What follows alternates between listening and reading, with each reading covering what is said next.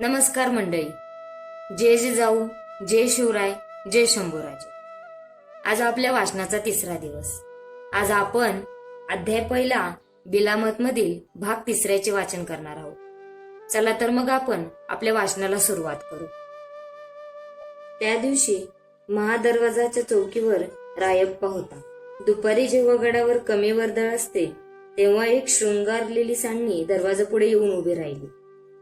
तिच्या सोबत भास्कर ठाकूर आणि 2 फिरंगी स्वार होते. ते समोर दिसताच पहाऱ्यावरच्या सुभेदाराने हात करून जा आत असे खुणावले. ती मंडळी आत घुसणार इतक्यात रायप्पा आडवा आला. जबरी आवाजात विचारू लागला, कोण आपण? कुठून आलासा? जाऊ दे रे रायप्पा, गोवेकर वकील रामजी ठाकूरची माणसं आहेत ती. त्यांना अण्णाजी पंतांच्या वाड्याकडे जायचं आहे. सुभेदाराला ती मंडळी तेथे पोहोचण्यापूर्वीच येणाऱ्या पाहुण्यांची पूर्ण माहिती असावी असे दिसले. रायप्पा काहीसा गडबडला, पण लगेच स्वतःला सावरत बोलला, वकिलाची माणसं? मग त्यांनी राजांना भेटायला हवं होतं, पण त्यांना पंत सुरणविसांना भेटायचं असेल तर? पण तसा हुकूम तरी कुठं आलाय सुभेदार? रायप्पा, कशासाठी दोरखंड वळतोस? आज थोरले महाराज गडावर नाही, मग त्यांनी युवराजांना भेटावं. सुभेदार रायप्पाची समजूत घालू लागला. तसा रायप्पा सावध झाला. भले तो रानवट आणि हाडेल हप्पी दिसो, पण रानपाखरांच्या दबक्या सुरातल्या चोरट्या हाका सुद्धा तो लिलया ओळखायचा. त्यामुळेच पोर्तुगीज व्हाईसरॉयचा वकील त्याने गुप्तपणे काही ऐवज पाठवणे, तोही सुरणवीस असणाऱ्या अण्णाजी दत्तोंना, हा सारा प्रकार रायप्पाला खूप संशयास्पद वाटला. त्याने गोवेकर मंडळींना तिथेच थांबून ठेवले आणि युवराजांकडे निरोप धाडला. शंभूराजांकडून सांगावा येताच रायप्पाने त्या सर्वांना नेऊन त्यांच्या सदरेवर उभे केले. शंभूराजांनी भास्कर ठाकूराला फैलावर घेतले. कड्या सुरात जापसाल केला, खरं सांगा, कोणाचा हा माल? काय आहे या संदुकीत? गोवेकर कारकून गडबडला. त्याने स्पष्ट सांगून टाकले, 2 मोठे रत्नहार आहेत. फिरंगेचे वकील रामजी ठाकूर यांनी गोव्याहून पाठवलेत.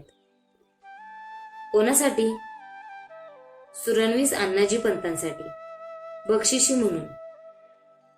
तसं नव्हे, पण भास्कर ठाकूराने ततपपने सुरुवात करीत सारा प्रकार सांगून टाकला.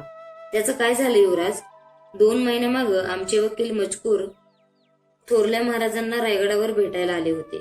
तेव्हा त्यांनी व्हाईसरॉयच्या मार्फत बक्कळ नजराना राजांना पेश केला होता. बर मग? पण तेव्हा सुरणवीस अण्णाजी पंतांना आणि मोरोपंत पेशव्यांना भेटवस्तू आणायला ते विसरले होते. तरी त्याबाबत मोरोपंतांनी तचाकार शब्द काढला नाही. मात्र अण्णाजींनी गेल्या 2 महिन्यात 3 खलिते गोव्याकडे धाडले. रामजी पंतांची खरडपट्टी काढली. तेव्हा पंत म्हणाले, राज्य व्यवहारात कारभारी नाखुश राहिले तर मोठ्या कामांचे मातेरे होते. तेव्हा पुढं म्हणजे त्याने 2 मोठे रत्नहार खरेदी केले. तो ऐवज घेऊनच आम्ही राज पंत मजकुरांच्या भेटीसाठी आलो होतो. ठीक आहे, युवराज या नात्यानं आम्ही हा ऐवज स्वीकारतो. शंभूराजांनी बाजूला बघितले. तेथे पाठीवर लांब रुळणारे केस सोडलेले, फक्कड आकडेबाज मिशांचे, तांबड्या भडक रंगांचे, उंच तिशीतले, बळकट पण आटोपशीर शरीर यष्टीचे कवी कलश उभे होते. त्यांच्याकडे पाहत शंभूराज बोलले, कविराज, ह्या मंडळींना लेखी पोच द्या. लागलेच माघारा निघू दे ह्यांना. गोवेकर दूत निघून गेले. तेव्हा युवराजांना हात जोडत कवी कलश बोलले, राजन, थोडं शिस्तीनं घ्या, थांबायला शिका. शंभूराजे हसत बोलले, का? अण्णाजी पंत तर उठसूट नाकाने कांदे सोलतात की आपण कोणत्याही भानगडीत नाही. राजांची 40 वर्ष प्रामाणिकपणे सेवा केली असा दावा आहे नव्हे त्यांचा. पण राजन, काय करायचं ठरवलं आहे आपण या रत्नहारांचं? ज्यांचा माल त्याला देऊन टाकू, मात्र त्यांनी तो मागून घेण्यासाठी आम्हाला जरूर भेटावे, हसत शंभूराजे बोलले. त्या सायंकाळी अण्णाजींचे धाकटे बंधू सोमाजी दत्तो गडबडीने शंभूराजांकडे आले. त्यांनी सांगितले, युवराज, दादांनी 2 महिन्यामाग गोव्याला द्रव्य पाठवले होतं. तिथल्या फिरंगी सोनाराला 2 रत्नहार घडवायचं काम दिलं होतं. बर मग बाकी काय नाही, पण आज ती मंडळी चुकून तुम्हाला भेटून गेलीत वाटतं. हे सारं बोलताना सोमाजींच्या घशाला कोरड पडली होती. सोमाजी बाबा, आपण म्हणता तसं तो फिरंगी ऐवज इकडे येऊन पोचला आहे खरा. वा, छान. पण तो ऐवज त्या फिरंगी सराफाने नाही पाठवलेला. ते घेऊन पोर्तुगीजांचे वकील रामजी ठाकूर यांची माणसं आली तिकडं. आम्हाला एका प्रश्नाचं उत्तर समजत नाही. गावातले सोनार आपला माल पोच करण्यासाठी व्हाईसरायचे नोकर चाकर केव्हापासून वापरू लागले आहेत? शंभूराजांच्या त्या करड्यानी भेदक उलट तपासणीने सोमाजी बाबा गडबडून गेले. आपल्या बाळावरचा घाम उपरण्याच्या टोकाने टिपू लागले. शंभूराजा अधिकच क्रुद्ध होऊन बोलले, सांगा अण्णाजी काकांना. म्हणावं, सारा प्रकार आम्हाला ठाऊक आहे.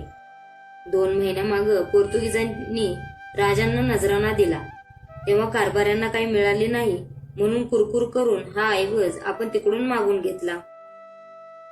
पण त्याच वेळी लक्षात ठेवा, स्वराज्याचे छत्रपती खुद्द आमचे आबासाहेब भेटी दाखल येतील, त्या सर्व वस्तू आणि नजराने आपल्या सरकारी रत्नशाळेत जमा करतात. कारण इथला कण निकण हा हिंदवी स्वराज्याच्या मालकीचा आहे, राजाच्या मालकीचा नव्हे, अशी त्यांची धारणा आहे. आपण कारभारी जे वेगळे नजराने हट्टाने मागून घेता ते कुठे जमा करता तेवढं सांगा म्हणावं. सोमाजी दत्तो काहीही न बोलता खाली मान घालून निघून गेले. अण्णाजींकडून पुढे तो नजराणा मागण्यासाठी कोणी आले नाही. मात्र 4च दिवसानंतर राजमहालामध्ये थोरल्या राजांनी कसल्याशा कारणावरून अष्टप्रधान आणि इतर मुख्य कारभाऱ्यांसाठी भोजन ठेवले होते.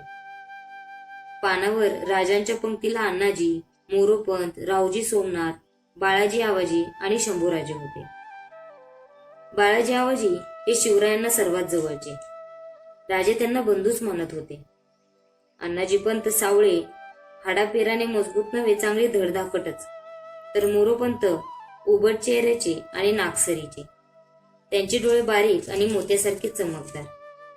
कपाळावर उभ्या रेखीव गंधरेखा, बोलणे मात्र काहीसे घोगरे. वार्धक्याचा अंमल पंताच्या शरीरावर चढलेला. पाठीला थोडेसे कुबडे आल्यासारखे दिसत होते, पण त्यांच्या अंगात उत्साह मात्र अमाप. पोरासोराच्या उसानेच ते फळावरून वावरायचे. थोरल्या राजांनी मोरोपंतांवर आणि अण्णाजींवर याआधी अनेक जोखमी सोपवल्या होत्या. दोघेही राजांचे जुने जाणते कर्तृत्वान सोबती. मात्र त्या दोघांमध्ये अंतर्गत धुसफूस, द्वेष आणि संघर्ष खूप होता. राज्यकारभारात कमीत कमी शब्द वापरणाऱ्या आणि हिशोबी पावलं टाकणाऱ्या अण्णाजींना आज आतली उघड रोखता आली नाही. शंभूराजांकडे पाहत ते शिवरायांना बोलले, महाराज, फिरंगी घडणावळीचे रत्नहार खूप सुबक असतात, म्हणून गोव्याकडे द्रव पाठवून आम्ही 2 हार मागून घेतले होते. काहीच ऐकून आहोत आम्हीही, शिवाजीराजे बोलले. पण ती घडणावळ इतकी सुबक निघाली, शंभूराजांना इतकी आवडली म्हणून सांगू, तो ऐवज त्यांनी स्वतःकडे ठेवून घेतला आहे, अण्णाजी बोलले. अण्णाजींच्या शरसंधानाने डगमगून न जाता शंभूराजे तिथले तिथे उत्तरले, आपण अगदी एक क्षणी खातरजमा करू शकता. तो ऐवज आम्ही आपल्या रत्नशाळेत सरकार जमा केला आहे. पोचपावती आहे आमच्याजवळ. अण्णाजी चिडीचूप झाले. इतर सरकारकुणांचे चेहरेही पाहण्यासारखे झाले. शंभूराजांचे तारुण्य, त्यांच्या चळवळ्या, स्वभाव त्यांना चूप बसू देईना. शिवाजीराजांकडे पाहत ते बोलले, आबासाहेब, आपणच आम्हा सर्वांना नेहमी सांगता, आमच्या कारभाऱ्यांनी आणि दरकदारांनी दुसऱ्या राजांच्या दिवाणांचे वा वकिलांचे कधीच मिंद राहू नये, नाहीतर त्याचा परिणाम आपल्या राज्याअंतर्गत करार मदारावर होतो. राज्य नुकसान पावतं. शंभूराजांच्या या बोलाने रावजी सोमनाथांना जोराचा ठसका लागला. इतरांचीही विचित्र अवस्था झाली. शंभूराजांच्या बोलावर थोरले महाराज काहीच बोलले नाहीत. याचे मात्र सर्वांनाच आश्चर्य वाटले. दुसऱ्या दिवशी सायंकाळी अण्णाजींच्या वाड्यात बुद्धिबळाचा डाव मांडला गेला होता. रावजी सोमनाथांना डावातला राजा उंट अगर हत्तीऐवजी बाहेरच्या गाढवाची आठवण झाली. समोर एक सोंगटी ठेवत ते बोलले, एक वेळ गाढवाचे कान खूप लांब झाल्यानं बिघडत नाही, पण युवराजांचे कान खूप लांबट झाले की ते धोकादायक ठरतात. करा रे करा, काही दवा दारू करा, वैद्य बोलवा. त्यावर अण्णाजी दत्तो विषादानं हसत एवढेच बोलले, चालायचंच रावजी, अनादिकालापासून चालत आहे हे. कारभाऱ्यांनी सैनिकांनी खस्ता खाऊन राज्य वाढवायचे असतात. थोडे सुखाचे दिवस आले म्हणून कुठं मोकळी हवा खावी म्हटलं तर मन मारायचं असतं. तोवर आयत्या पिठावर रेघोटे ओढण्यासाठी वारसदार नावाचे टिकोजीराव वाड्यात तयार झालेले असतात. आपल्या नशिबाचा पटच असा असेल तर आम्ही तरी काय करायचं? छे छे, हवं तर पट गुंडाळा, पण अशा अवचितरावांकडून पुन्हा असा उपमर्द घडायला नको. रावजी सोमनाथांनी साफ सांगून टाकले. तर मंडळी, आपले आजचे वाचन इथे पूर्ण झाले. तर माझा हा प्रयत्न आवडल्यास आणि माझ्या वाचनात काही कमतरता आढळल्यास मला कमेंट करून नक्की सांगा.